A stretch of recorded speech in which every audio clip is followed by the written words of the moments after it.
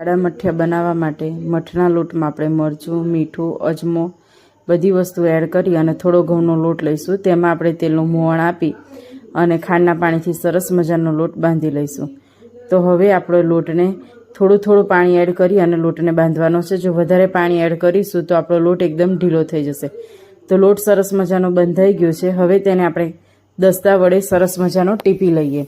તો લોટ આપણો સરસ ટીપાઈ ગયો છે. તેના લુવા કરી અને આપણે મઠિયાને વણી લઈશું. તો આપણા મઠિયા સરસ વણાઈ ગયા છે.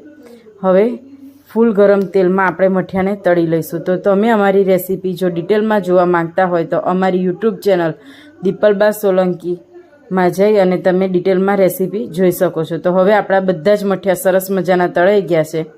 તો તમને અમારી રેસીપી કેવી લાગી તે જરૂરથી કોમેન્ટમાં કહેજો. અમારી ચેનલને લાઇક કરો, શેર કરો અને સબસ્ક્રાઈબ કરો.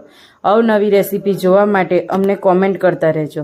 અને તમારે અમારી કેવી બની રેસીપી તે જરૂરથી કોમેન્ટમાં કહેજો. જય માતાજી.